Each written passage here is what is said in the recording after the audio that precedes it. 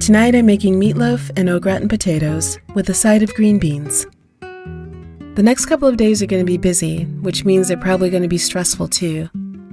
I'm not going to have time to cook, but I also don't want to order takeout.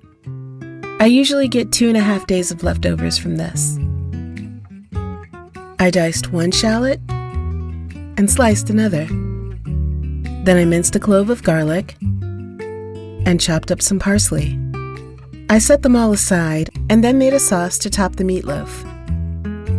Some dry mustard and some mirin to start. I mixed that up to let the mustard dissolve. Then I added about a teaspoon of brown sugar and some ketchup. I gave that a good mix and then set that aside for later. I melted some butter in a pan and sautéed the diced shallots and some of the minced garlic. Using sautéed shallots and garlic adds a lot of flavor to meatloaf.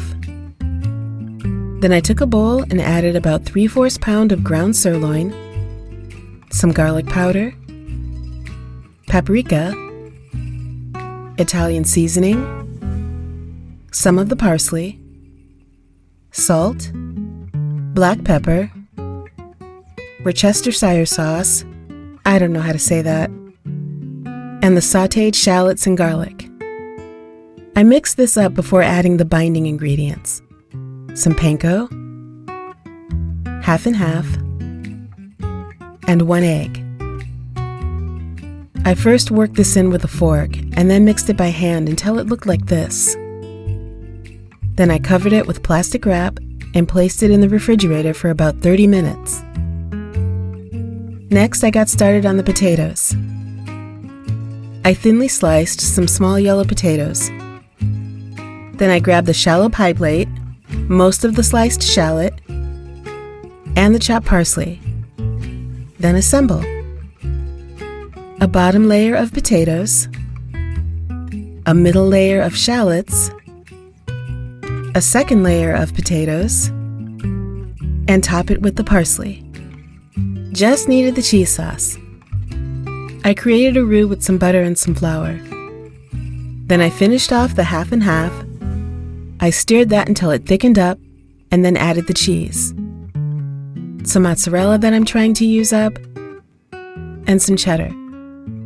I seasoned it with dry mustard and cayenne pepper. It looked a little thick, so I added more half and half to thin it out. And then I poured it into the pie plate. It made its way down the side pretty well. By now the meatloaf had set.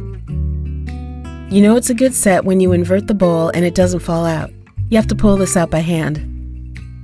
I formed it into a loaf, set it on a wire rack, and coated it with the sauce I made earlier. Then wisdom kicked in and told me to put the potatoes onto a baking sheet just in case. And then both dishes cooked in a 350-degree Fahrenheit oven. The potatoes were ready in about 30 minutes. The meatloaf was ready in about 1 hour. I really am trying to eat more vegetables, so I sautéed some green beans in some butter and the leftover sliced shallots and garlic.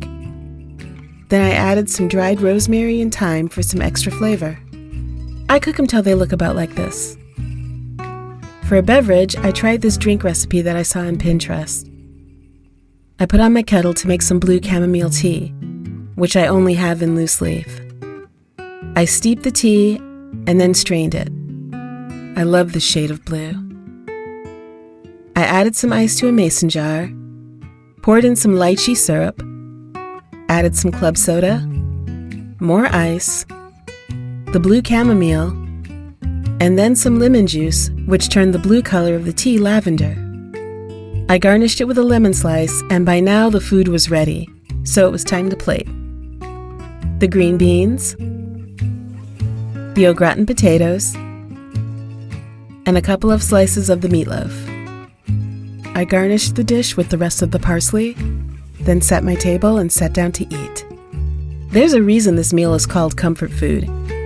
It always tastes so good that you forget what you're stressed about. It's also another dish where the leftovers taste even better because all the flavors have had time to set in. Knowing I'll have this waiting for me after a couple of crazy days already takes the edge off. And that does me a world of good overall. What's your go-to meal for leftovers when you're going to be too busy to cook, but you don't want to order takeout? Let me know in the comments. Thank you for watching. Until next time.